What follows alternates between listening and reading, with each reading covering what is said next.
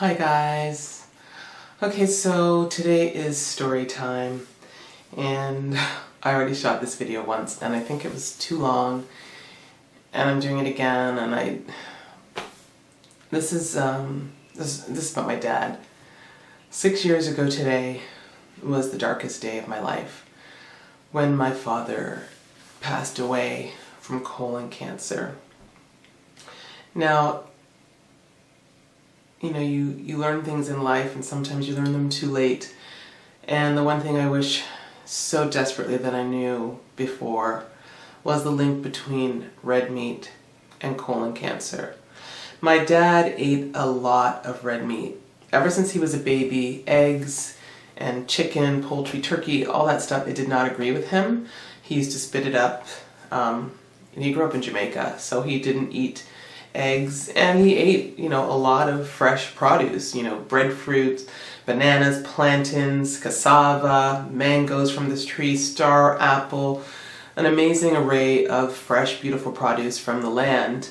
And he was a healthy guy. And then he came to Canada, and, there's the connection between meat and wealth. And, you start doing a little bit better, you can afford more meat.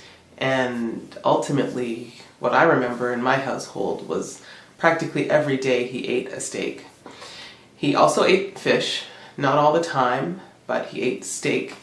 And I firmly believe if my dad knew before he died what I know now about the animal agriculture industry, he would have been vegan, because when it came to veal and lamb, he ethically opposed eating those foods because they were babies that had been killed.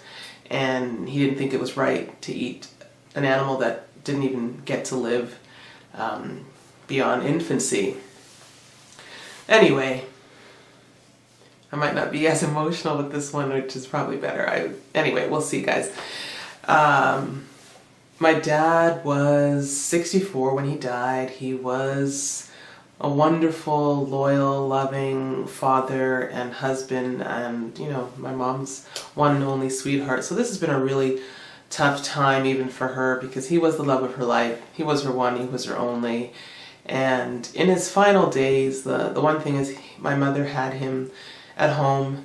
He had the, what do you call those nurses? And he had nurses coming to the house to take care of him. He had a bed set up in the living room of my parents' home. And because it was, at that point, they had 2 levels, but he was really weak, and it was hard for him to go upstairs.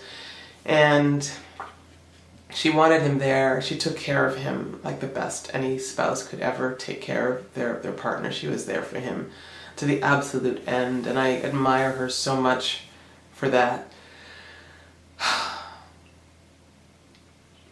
So, he was diagnosed with colon cancer in 2008. And there's a whole story, stuff that happened that shouldn't have happened, that if he had, if he had diabetes, he had type 2 diabetes, which, I know, and if you guys are vegan, plant-based, you know the cause of type 2 diabetes. It's diet related. He was always getting his blood checked every 3 months for his sugar level, and he was doing an excellent job of maintaining his sugar. So finally the doctor said, you don't need to see me anymore. You can see the nurse practitioner just to make sure your sugar levels are in line.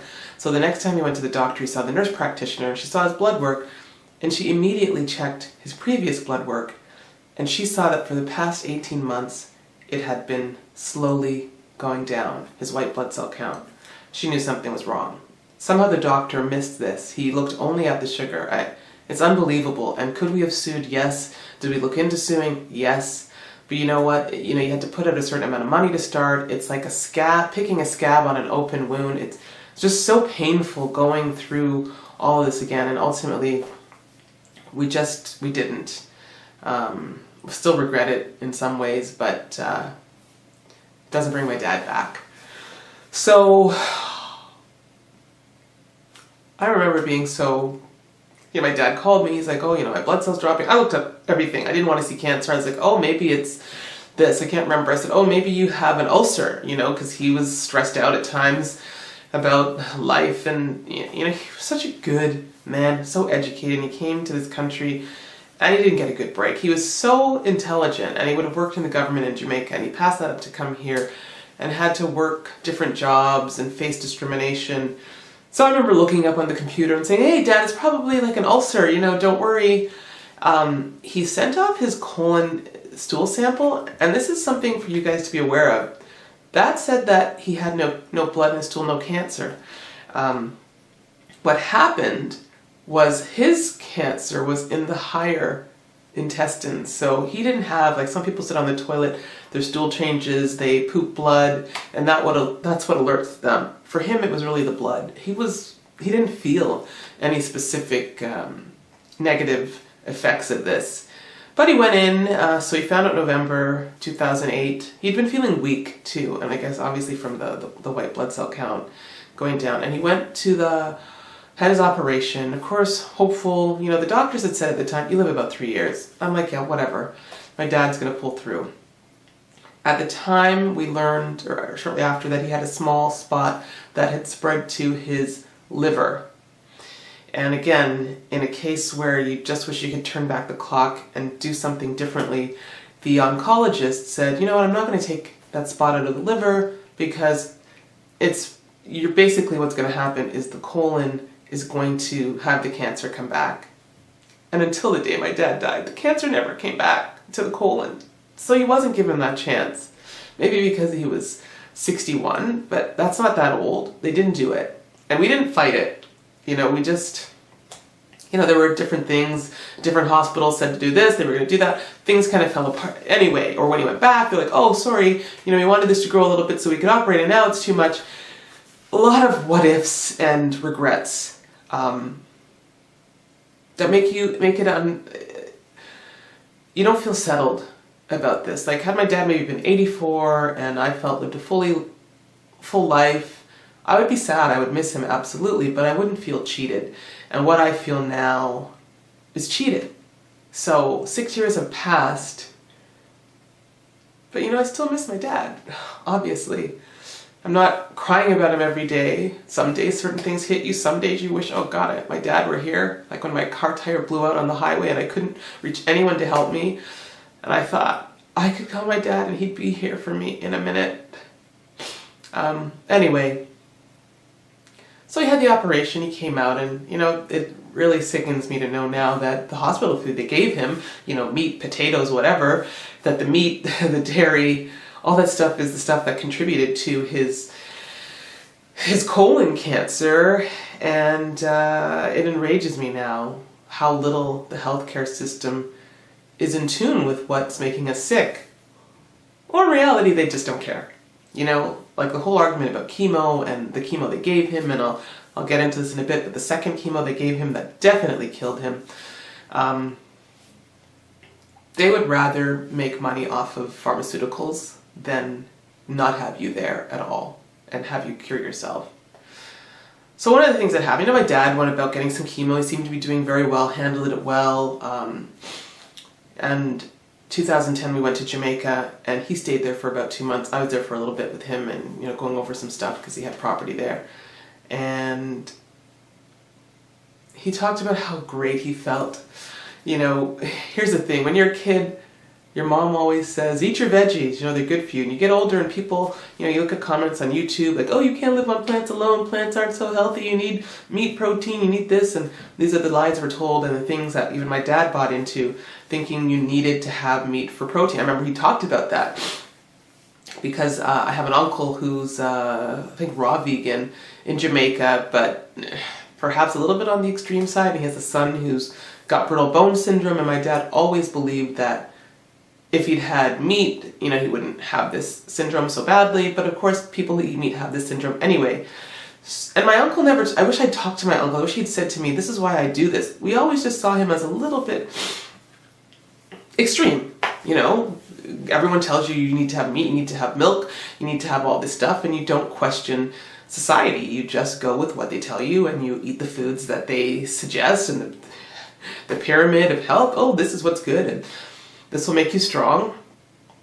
But anyway, my mother, when my dad was sick, was juicing celery, beets, carrots, stuff that was supposed to be good for the immune system, and he really was doing very well. And there's something called soursop. So if you've heard of matcha powder, which is really expensive and it's supposed to be so great at anti-cancer, well, they recently found out that matcha is actually soursop, and we've always heard that soursop is excellent for fighting cancer. So when my dad was in Jamaica, he was eating off the land again. He was eating lots of soursop, juicing it, and he said he never felt better. He said, I don't know how long I'm going to last, but I feel great right now. And I wish I knew about the plant-based diets and how they cure, or at least help your immune system. Like, you give your body the phytonutrients it needs, it will build your immune system up. Like, people argue, oh, plants don't cure cancer. No, but they give your immune system the boost it needs to fight these damn diseases. Anyway, he came back, and the doctor's like, you seem to be doing really well, like everything is maintaining. And she suggested he take a certain chemo. I think it was Fulfox, something like that. She said, you seem to be doing well, but why don't we try to continue, because he still had the spot on the liver. And why didn't they cut that out of the liver? Your liver can regenerate. It's so maddening. And so my dad trusted the doctor. He said, okay, well, I'll do this chemo if you think it will help. Well, the very first chemo treatment he had, he said he felt that he was dying. He was dehydrated, he was so weak, and I wish I had taken what he said as a sign. He said, I've never felt this bad. I felt like I was dying. I feel like I'm dying. And I thought, well, the doctor's not going to give you something that she doesn't think is good for you. This is going to help fight the cancer. Now I realize this is just big business for them. And my dad realized before he died, he was a number to her. Because 6 weeks later, he couldn't take any more of the treatment. He was so weak. And she said, well, I think we should stop this treatment because this treatment has never helped anybody. Never helped anybody. And I'll just say that a friend of the family had had that same chemo and he was dead in 2 weeks. We just thought he was sicker. He had colon cancer as well. I'll get to a little bit more about that in a moment. But how does a doctor not give you an option and say, you seem to be doing well, you seem to be maintaining, you seem still strong, robust, you're not losing weight at this point. Do you want to take this chemo? Because here's the option. If this chemo has never helped anybody, you can take it if you feel like it, however. Or keep going with what you're doing because you seem to be maintaining. Now, would the cancer have spread? Would my dad have died in the future? Well, he would have died, obviously. We're all going to die. But I fully believe, and especially with his regimen of increasing the phytonutrients, it would have given his body a fighting chance. I didn't realize how strong he was until after the 6th treatment of this, when he was so weak. It took 3 more months before he died. 3 months in which he had pneumonia for 2 weeks, was hacking his lungs out, coughing. My mom finally said, we got to take you to the hospital. And it still took him 6 more weeks to die after that.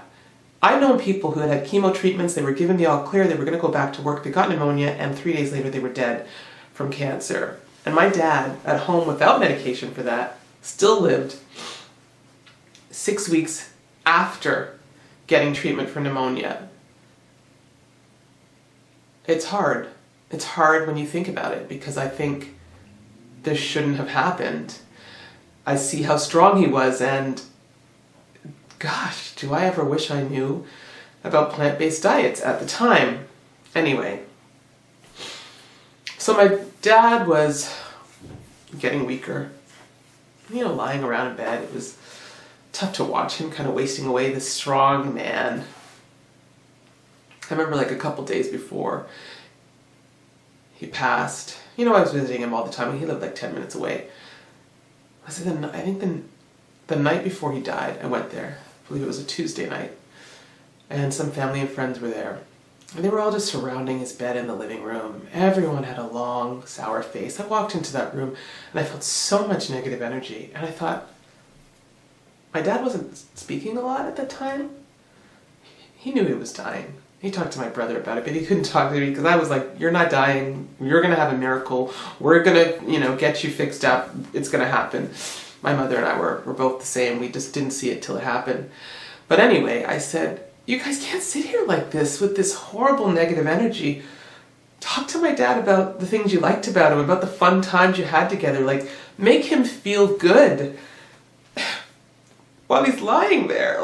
Give him moments of happiness, not oh, he's seeing us all so horribly sad in this moment. And I couldn't stay. I stayed a little bit, and I could not deal with the energy, and I left with my daughter. I went home. And the next morning, when I woke up, I had a text from my mom. She said, oh, after you drop Chloe to school, please come over. Which I was planning to go over to see my dad anyway, but I started to have that little bit of a feeling. My mom's the type who won't call you and say, oh, guess what, this happened. She kind of wants you, she thinks you might crash the car, you might be too distraught. So I wasn't sure. I just thought maybe she figured he was, in bad shape. I should go over. I didn't really fully believe it was the worst at that moment. So I went, and I wasn't vegan yet. I stopped at McDonald's. I got myself an Egg McMuffin, I think hash browns, and a coffee. And then I went to my mom's place. And as I pulled up on the street, I saw my brother's car there. And I thought, okay, this is not good. Why is he here?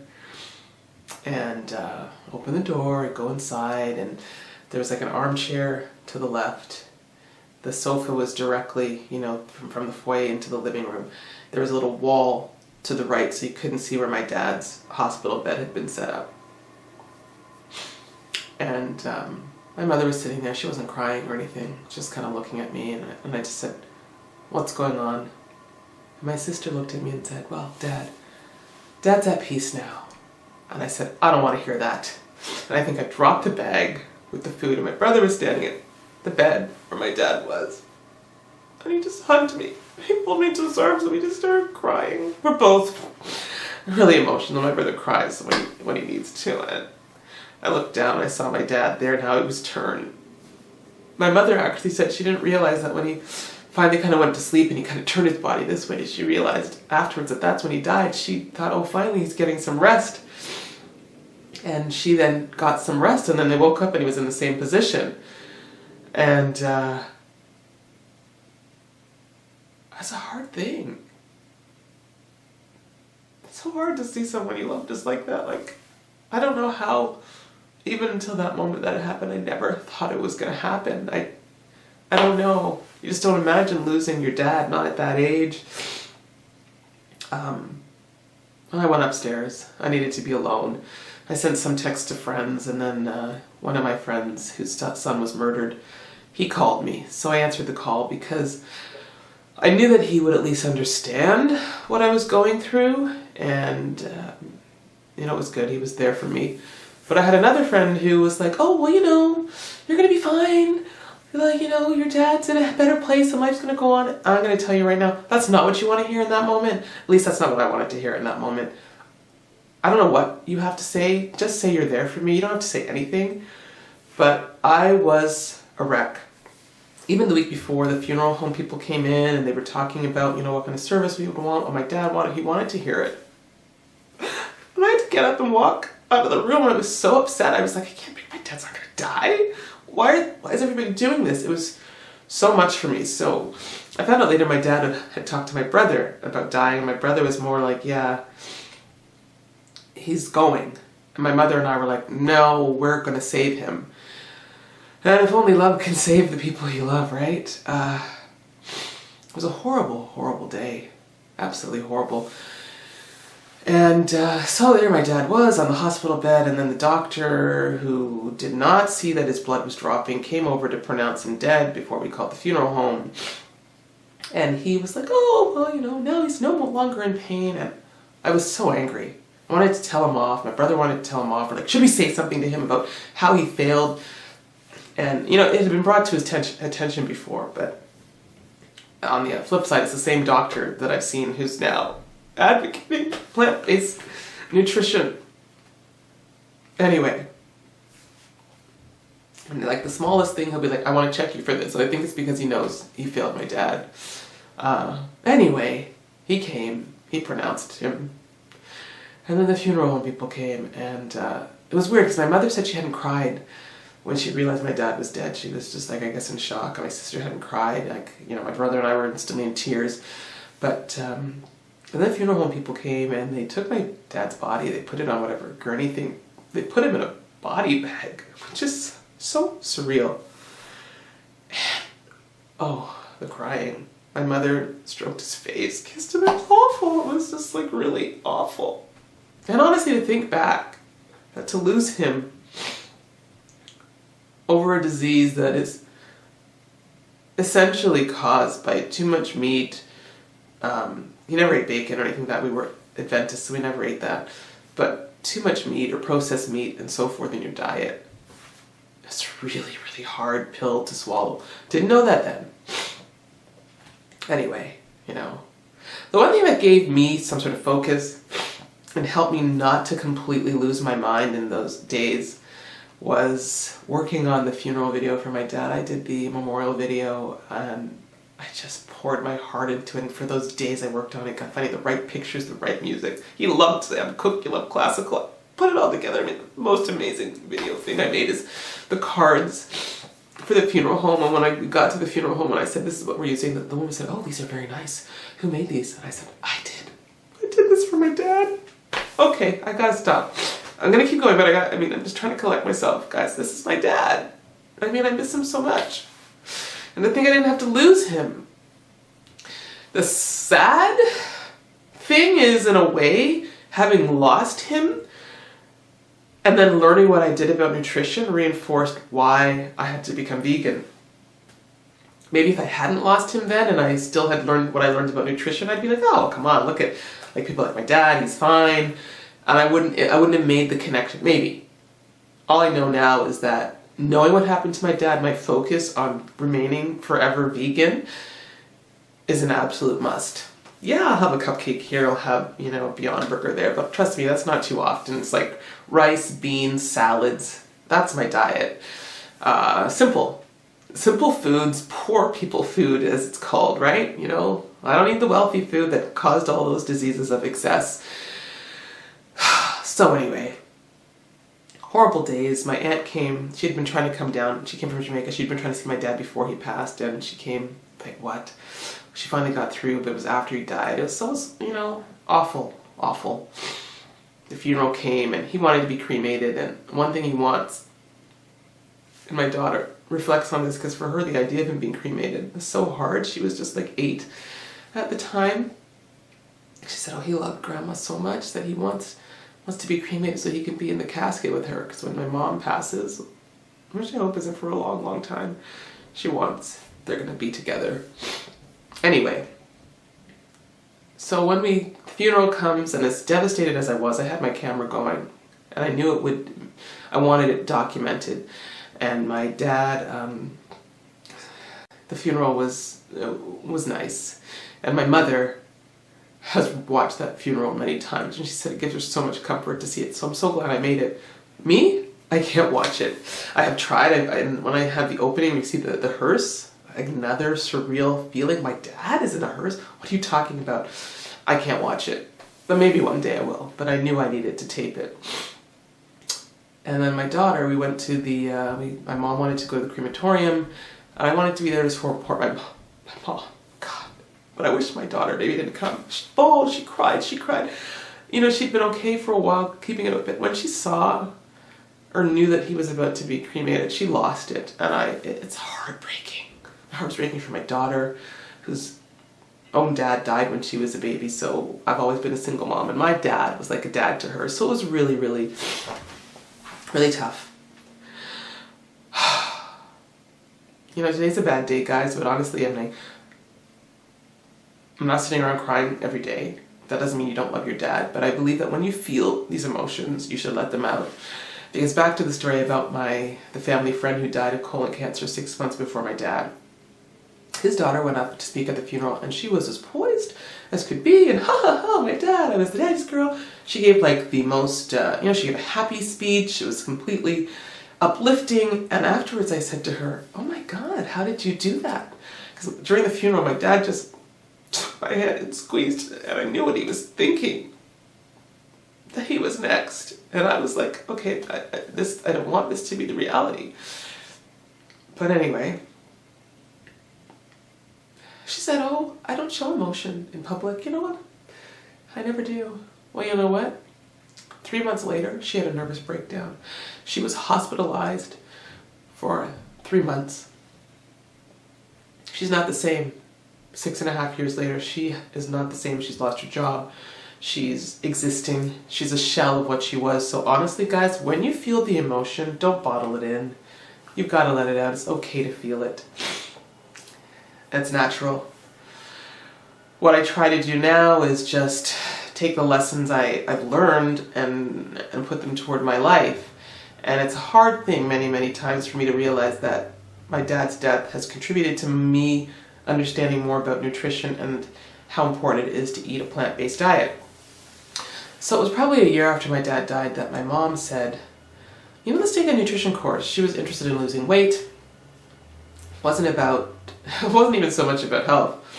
And she bought that for me as my birthday present. And we took the course, and the woman who was teaching it talked about we should eat so much more fruits and veggies than we're eating, like 10 servings of veggies a day. You know, it's when you eat the standard American diet, you tend to have like maybe a little bit of broccoli, some rice, big piece of meat, and you don't eat enough fiber. And that's definitely one of the things that I realized, like meat in a human body, especially steak, takes so long to work through your system. This is why it leads to polyps and to cancer. But anyway, so her talk about, you know, it was a 10-week course, and I started to say, okay, well, let me see how I can incorporate more plant-based foods into my diet. So I started to look on YouTube for recipes, like online led me to YouTube, then I started to see videos from people who were vegan and then raw vegan, and that led me to videos that were testimonials about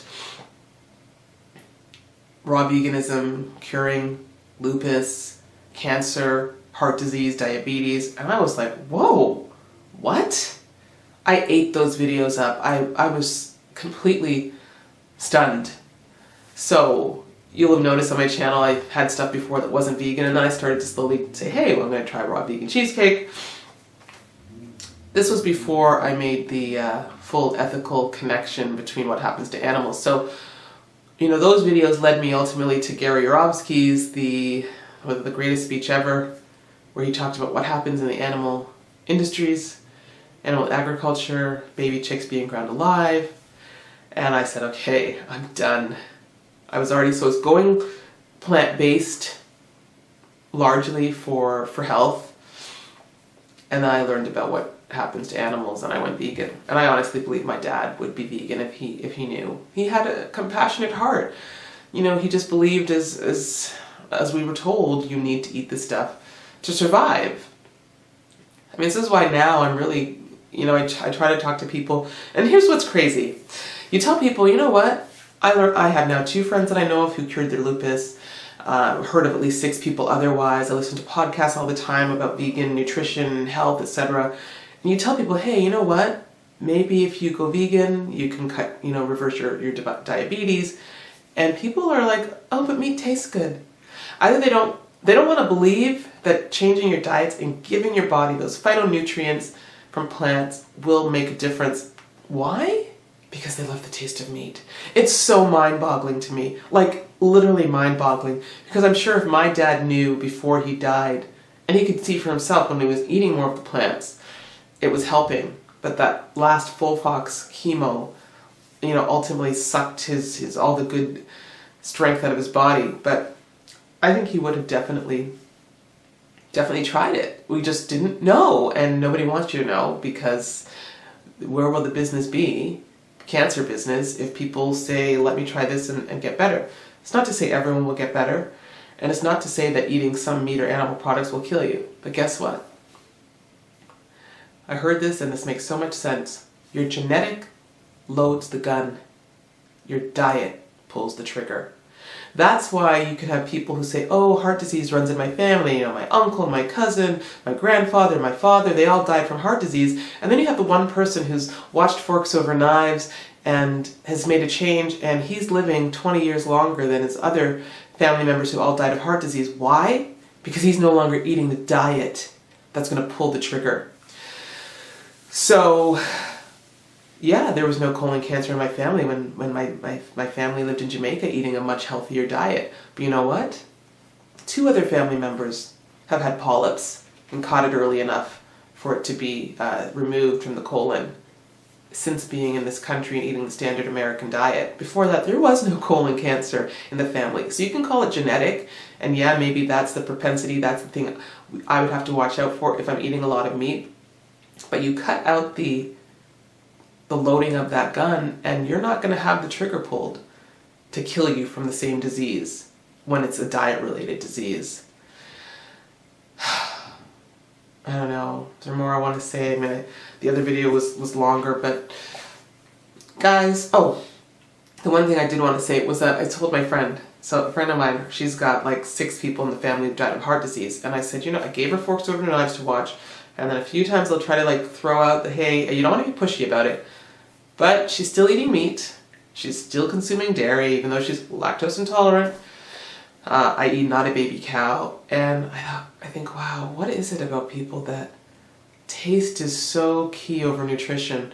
So that's why I will tell you guys and do videos on how to make a cupcake, how to make, you know, a vegan burger, you know, stuff that you might consider junk food. I mean, I don't think avocado mousse is junk food, but whatever it is, people need to find out that you can replace the meat-based foods in your diet with vegan versions that will still be tasty and are going to give you far less risk of some of the major diseases that are killing us. I mean, heart disease, and What the Health, they said, heart disease is the amount of people who die is the equivalent of 4 jumbo jets going down every hour, every single day of the year. That's how many people a year die of heart disease.